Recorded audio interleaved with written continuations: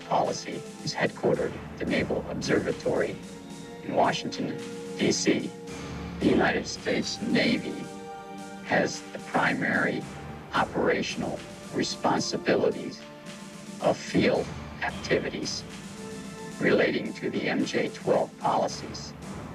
All information gathered in the field, not necessarily by Navy personnel, is transmitted to the Navy for analysis.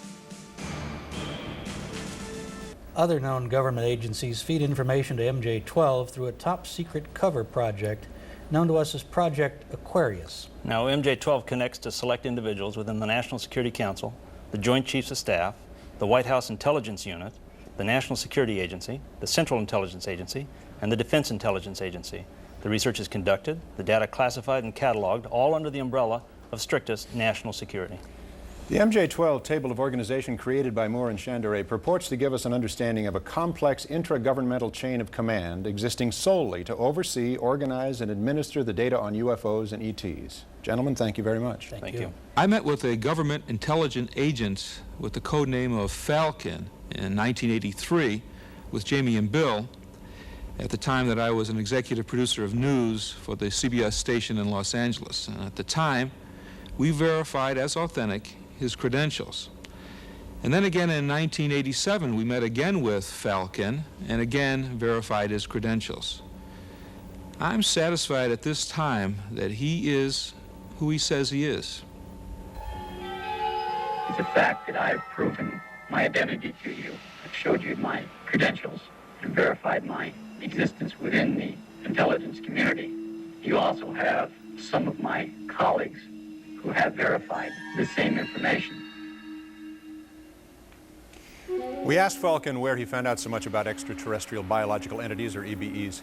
This book, or it's called the Bible within the MJ-12 community, contains historically everything that occurred from the Truman era up through the 3 aliens being guests of the United States government, technological data gathered from the aliens, medical history gathered from dead aliens that were found in the desert, autopsy information gathered from dead aliens found in the deserts, and information obtained from the extraterrestrials regarding their social structure and their information pertaining to the universe.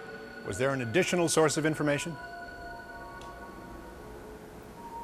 Presently, as of the year 1988, there is one extraterrestrial being. He's a guest of the United States government, and he's remained hidden from public view. The Yellow Book is a book that was exclusively written by the second alien. The book relates to the aliens' planet, solar system, suns, the culture, and the society makeup on the planet, the social structure of the aliens, and the aliens' life among Earthlings. What was most intriguing to me in my experience with the aliens is I believe, an octagon-shaped crystal, which when held in the alien's hand and viewed by a second person displays pictures. These pictures can be of the alien's home planet or pictures of Earth many thousands of years ago. We asked where the EBEs came from. He was in the Zeta Reticuli star group. Now Condor tells us about a deal our government made with the aliens. From what he understands, an agreement signed between our U.S. government and the extraterrestrials. And essentially the agreement says that we won't disclose your existence if you do not interfere in our society. And we allow you to operate from a designated base here in the United States. It's in the state of Nevada in an area called Area 51 or Dreamland. The extraterrestrials have complete control of this base, which is located in the Nevada. My understanding is that 3 different aliens of the same species have resided within the United States from 1948 or 49 until present day. The first alien was captured in the New Mexican desert after its craft crashed. The alien, which was named Eva by the government, was kept in captivity for 3 years. We learned a great deal of information about the aliens' race, culture, and spacecrafts. The second alien was a part of an exchange program. I don't recall what year that alien visited. The third alien was also part of an exchange program and has been a guest of the United States government since 1982. We asked what they looked like, you know, a run-of-the-mill EB. A creature about 3'4" to 3'8" tall. Their eyes are extremely large, almost insect style. Their eyes have a couple of different inner lids. The days were extremely bright, probably twice to 3 times as bright as our sun, I think. They have just 2 openings where our nose would be. They have a small mouth. They have no teeth as we know it. They have a hard gum-like area. Their internal organs are quite simple. They have a one organ which does the job of our heart and lungs. Their digestive system is really simple. Their skin structure is extremely, it's a very elastic skin and hard, probably hardening from their sun. They have some basic organs. Their brain is more complex than ours. It has several different lobes than ours have. Their eyes are, where our eyes are controlled by the back of our head, theirs is controlled by the front of the brain. Their hearing is quite better than ours, almost better than a dog's, small areas. Their sexual organs are, they have males and females. Their kidney and bladder is one organ.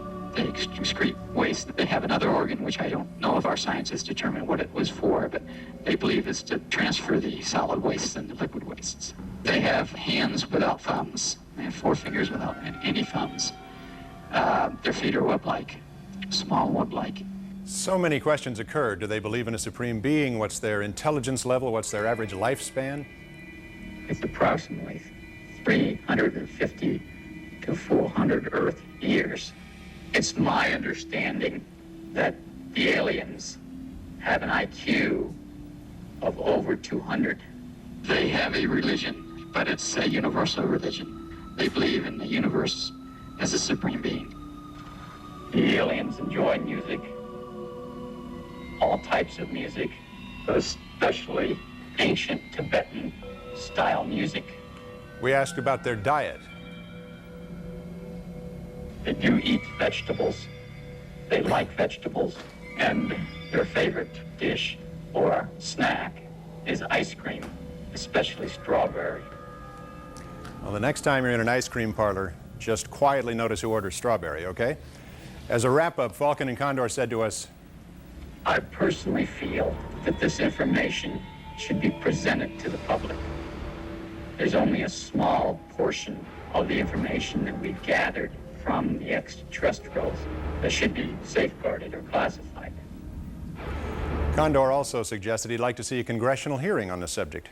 Interestingly enough, he, Falken, and a third source have agreed to meet with the senator's staff to discuss all of the information they claim to have concerning UFOs and aliens. From this meeting, a Senate investigation could ensue. Now, if this is true tonight, we're witnessing history in the making. Once again from TASS, here is Sergei Bolantsev. Tell us again, Sergei, about the preliminary findings from Tunguska in Siberia. Are you on the line, Sergei? The Tunguska explosion, which occurred in 1908, still attracts a tremendous amount of public attention.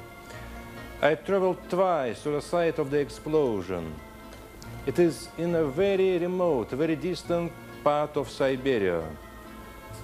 And according to some recent findings, the most astonishing fact about Tunguska explosion is that actually there were two objects, I would say two UFOs. The first one had been seen early in the morning at approximately 8 a.m. and it exploded over the Tunguska forest.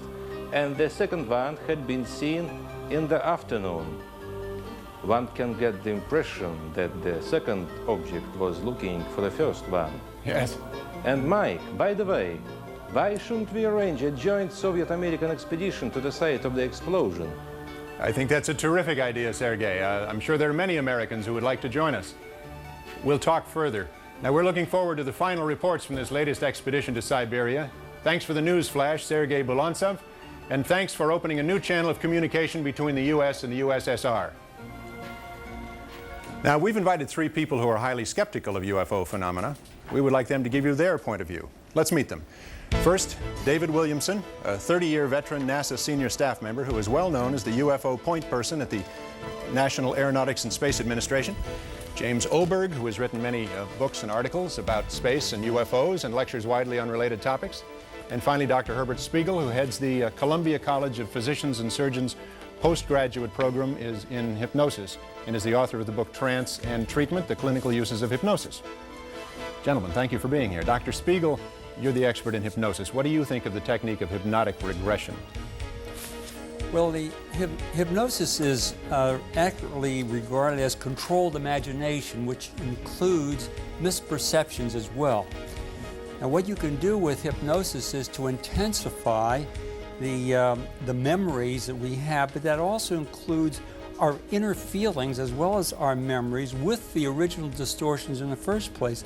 But hypnosis does not at all enhance the accuracy of the original perception in the first place. Does not? Does not. The question of commonalities, does that mean anything? It's simply because we know that in our forensic work that too many misperceptions occur in the first place. I see. And if you now intensify it with the vivid recall of hypnosis, then all you do is exaggerating what you already started off with as a misperception. All right, sir. Mr. Williamson, what does NASA's point man on UFOs have to say in response to the material you've seen? Sort of interesting. The official NASA position has been for 11 years that we will analyze legitimate materials physically available to us, given us a quick claim so that we can cut it apart and so forth. Mm-hmm. In those 11 years, we haven't had any physical evidence. What you're dealing with here seems to be a phenomenon, very real, since Ezekiel all the way to Florida. Yes. But it is not a physical phenomenon that you can measure, that you can put your hands on, that you can bring to the laboratory. I don't know what it is. It's obviously real. You can have some hoaxes, quite a lot of hoaxes, as you saw tonight. Yeah. But you also have a lot of people who know that they have felt something, experienced something. We don't know what it is. Keep an open mind and wait for physical evidence is probably the best scientific advice you can get. In the meantime, look for ways to measure this thing. Very good. Mr. Oberg, what do you think about the evidence you've seen tonight? Well, I think it's some fascinating material, Mike. The most interesting part is that the material as it was put together left out an awful lot as well. Material within the UFO community itself, with a lot of controversy and skepticism among UFO believers about the MJ-12 material, about Gulf Breeze as an example.